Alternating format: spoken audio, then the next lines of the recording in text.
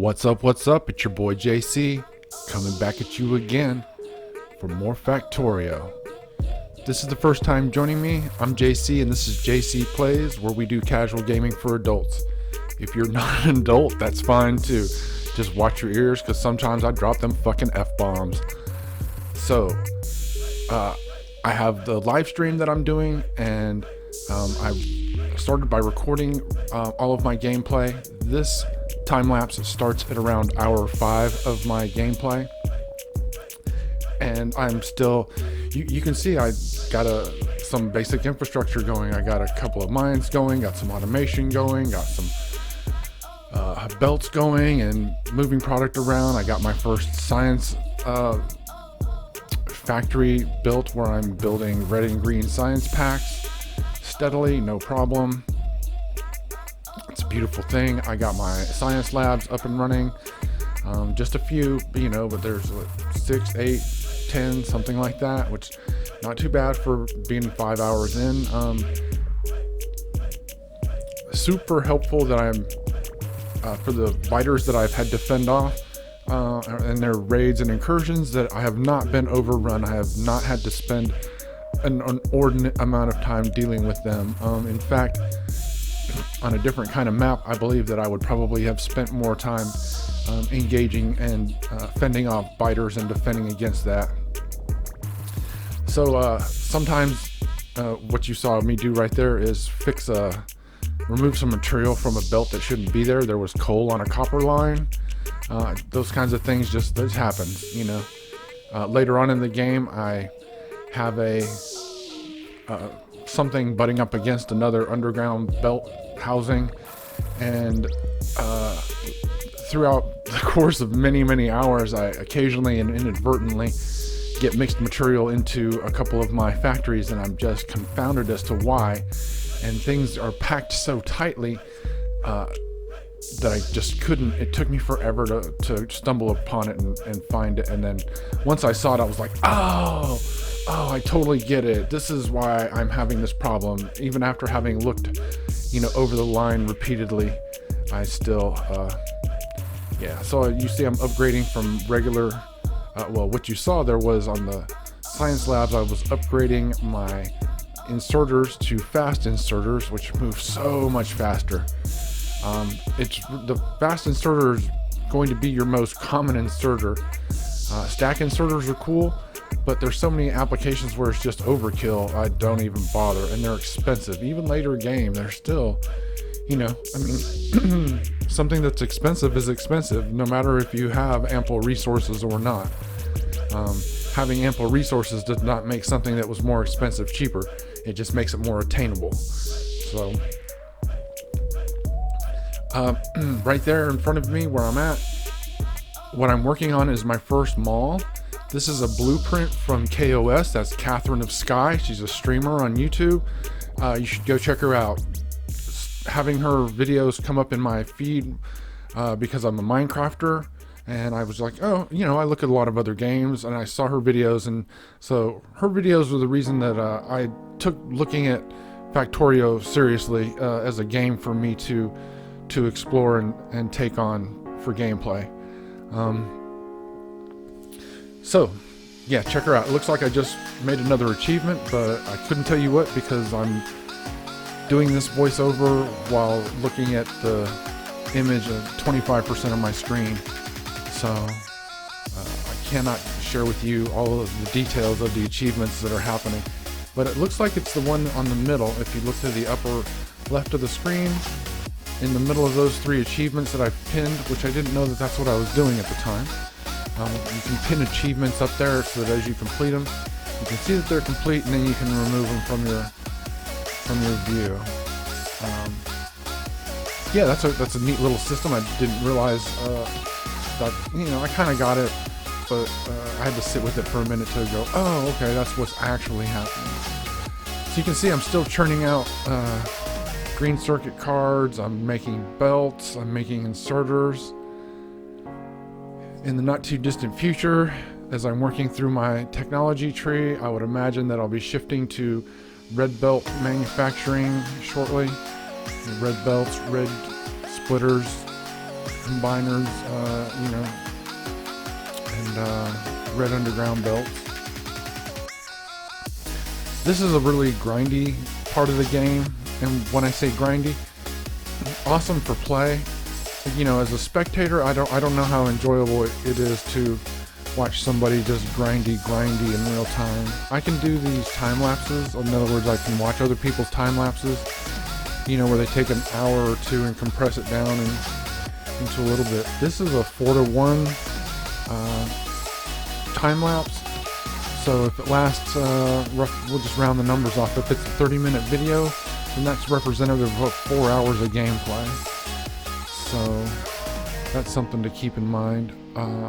But with that said, you saw where I started. I was about 5 hours into the game, you know, at this when this video here starts, and a decent amount of accomplishment. You know, I had some fighter encounters. I had to fend them off. Had to secure my position. Had to more fully develop the resources and resource extraction, which, you know, simply means it's upgrading to the electric miners. You know, getting them deployed in a manner that's efficient. And, you know, you can do whatever you want, but placing things helter-skelter, you know, is not going to be your best friend. It's not your best plan moving forward. This game is definitely geared for people. I can see how appealing it would be to people with OCD. I mean, I have my tendencies, but I'm not full on, and I'm a detail-oriented person. Because of my personality type, so that's what kind of resonates with me, is the ability to organize. Some games there is no, you live with a compromise between organizing and chaos. Minecraft, for an example, in vanilla Minecraft, you know, if you have 40-50 hours into a map, you know, and you're grinding and mining and building and things, you're gonna have chests on chests on chests full of cobblestone and mixed stuff, and, you know, until you until you take the time and invest the resources in a inventory sorter system, which I've done multiple times. So yeah, I like that, being able to stay organized largely. I've had some issue with overflow and chests, but I've been working that out and getting the resources and materials folded back into production so as to reduce the volume of chests that I'm dealing with. So looking at this shot right here, where I'm using underground belts to go around the machine gun turrets, that's a noob move in my humble opinion. I'm so early in the game, and I thought it was easier to put a belt and circumvent or go around the turret than it was to just move the turret and allow my belts to just continue on. You know, little lessons. Another thing I would have done differently is see how close my science factory is to my science labs. I would have backed that way down, and I was just trying to be efficient about getting the science packs into the lab quickly, but I wasn't thinking further down the road, because it's my first time playing Factorio, and I didn't understand that I would want what they call a main bus of material running through my factories or to my factories, you know, kind of in a straight line, and then pulling material off of that. Wasn't familiar with the concept.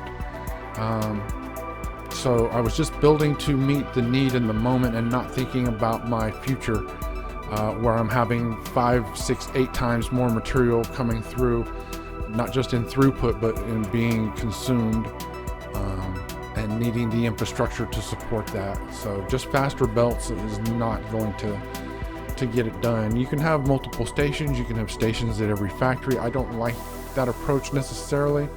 Just from a logical point of view, I haven't played the game long enough to try it. Logically, I prefer to have things more centralized when it makes sense, and in this kind of a situation, it made sense. Later on, and much later on in the game, I do build a second terminal for intaking material at the opposite end of the factories and the opposite end of the bus. So I end up feeding my main bus from both ends, which is kind of interesting.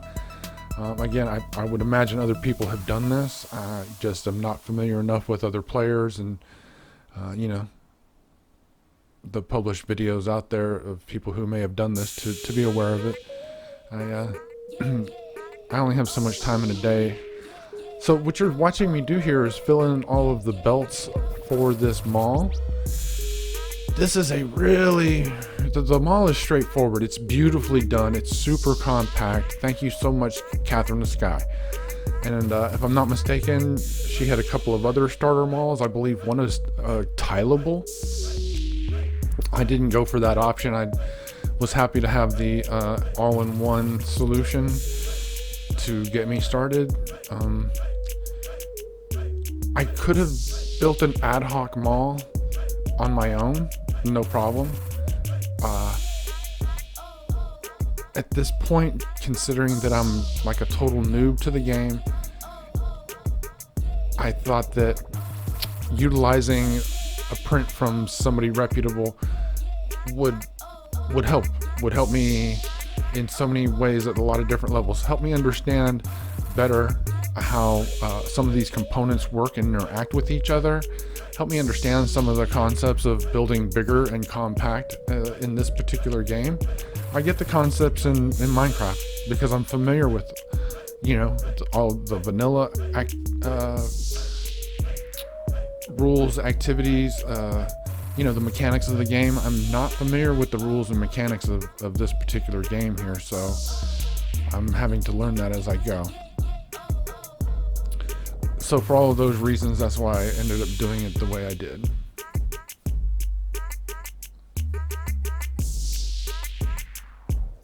So I see that I'm expanding the belts here. It looks like I'm gearing up to be more serious about my manufacturing of belts and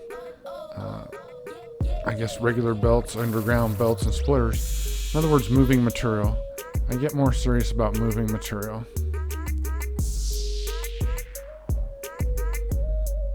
And they look like they're going really fast, but the yellow components move slow. They move so slow. It's almost like time is moving backwards. They're so slow. It's painful. Painfully slow.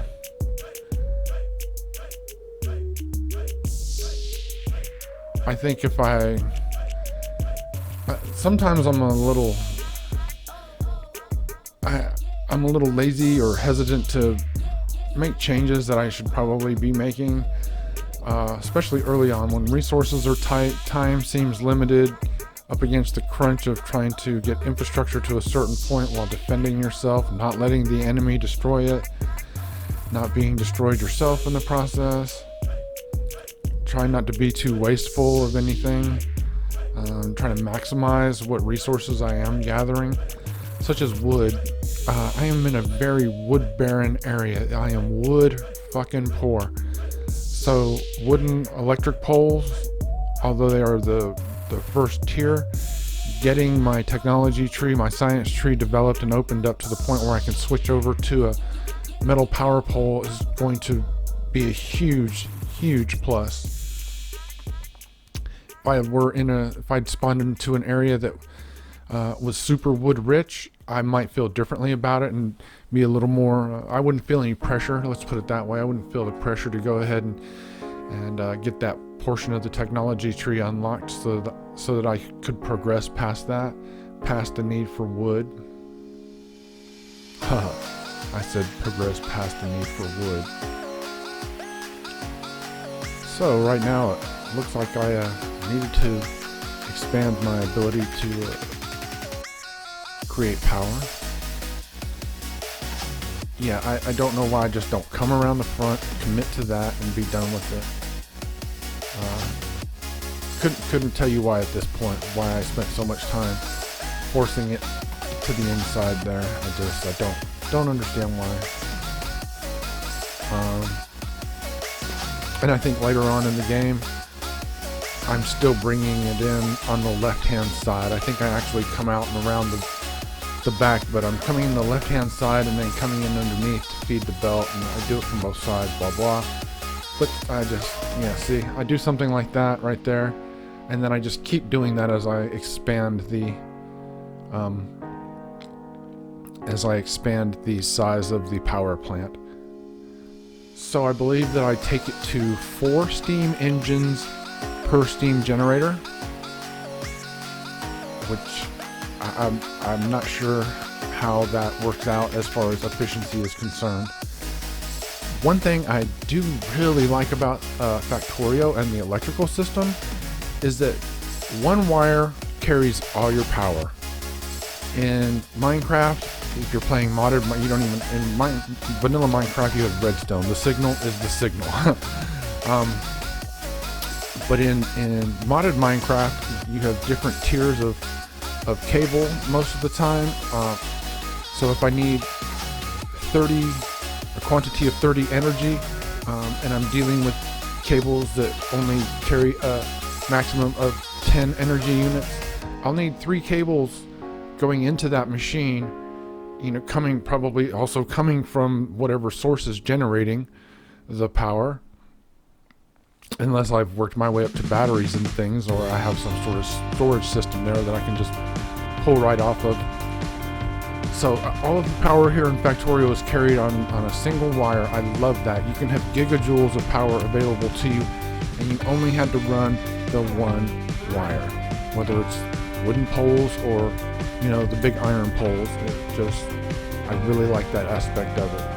So that was a great decision that makes the gameplay more interesting. I'm not focused on power management, like getting it places, and you'd have to have so many multiple lines coming off of your power plants and whatever your power source is. It's ridiculous. So good work.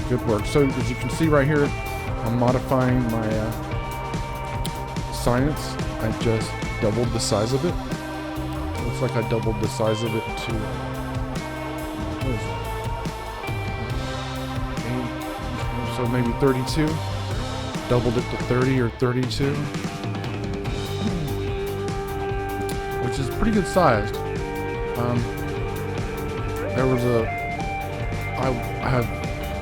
Since I've started playing in the blind, I've done a little looking around online to see what other people have done sometimes.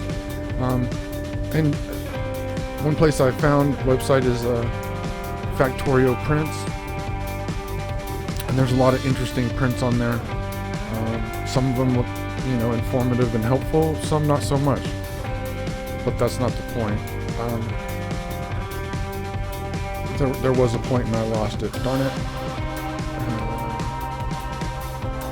It had to do with science and all that. I'll come back to it. So this situation right here, where I'm still putting material directly into the furnaces and then turning it out, I should have automated the fuel for these. I have a line right there. I could have just run it up, with a couple of few inserters and boom, done. But I kept having to feed them by hand, and that was a real Debbie Downer. Again, seemed okay in the moment. In hindsight, not my best decision. At the very least, I should have stuck some chests there and used inserters with coal to keep them fired up. But again, I didn't. So that's if you're new to Factorio, you're new to playing, you haven't even played yet, that'll be something to think about when you're developing your first base early on. In other words, if you have the tools to automate. Automating will definitely increase the volume of resources that you're getting. So it might seem expensive at the time, but in the end, the return is so tremendous. It just doesn't make any sense to not make the investment. And I didn't see that in the beginning, but I'm seeing that now. So I started seeing that when I started on this mall.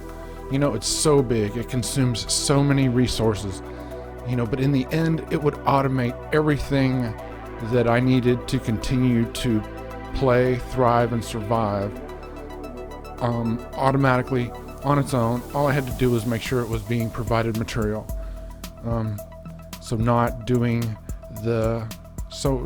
automating over even semi-manual, or having to attend to something once in a while. Big difference. It gave me took a lot of load off of my mind, to know that once the mall was done, that everything that was important would be taken care of. It would be made. I wouldn't have to worry about it. I could just request it. This is with the exception of robots. This is a tier 1 mall, so it makes red belts. It makes basic and medium power poles. It does make radar. It does make gun turrets. It does make armor piercing rounds. It does make grenades. It makes engines. It makes several things. About 25 different tier 1 basic things that you need. And yeah, stoked. Actually, having that mall totally elevated my ability to progress, move forward, to explore, expand. And the end goal is to get your rocket launched, but I long play past the point of having accomplished the achievements. So just getting the rocket launched is not the end of the game for me.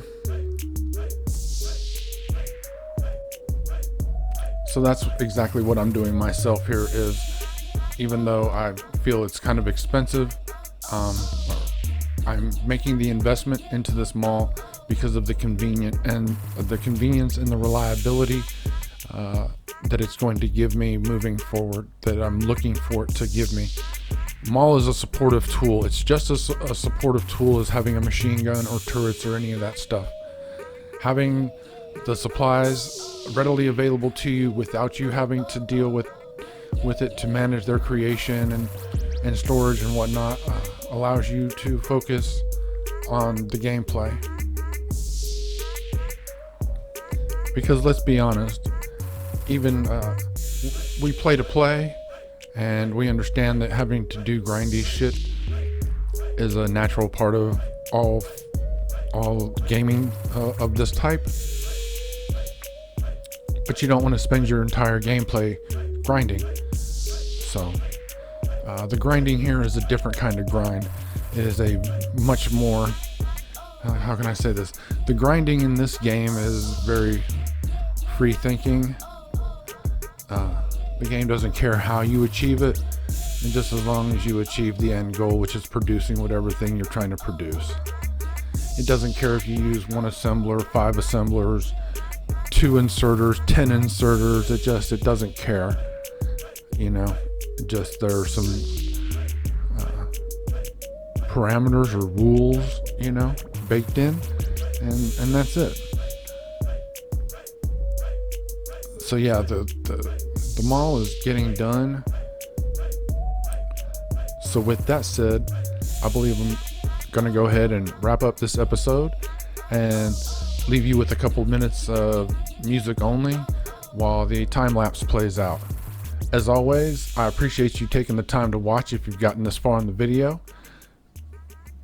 Say something in the comments. Let me know how I'm doing. Thumbs up, thumbs down. You don't have to thumbs up or thumbs down. If just whatever. Convey to me how this shit's going. And I appreciate it, and I'm out of here. It's JC Plays.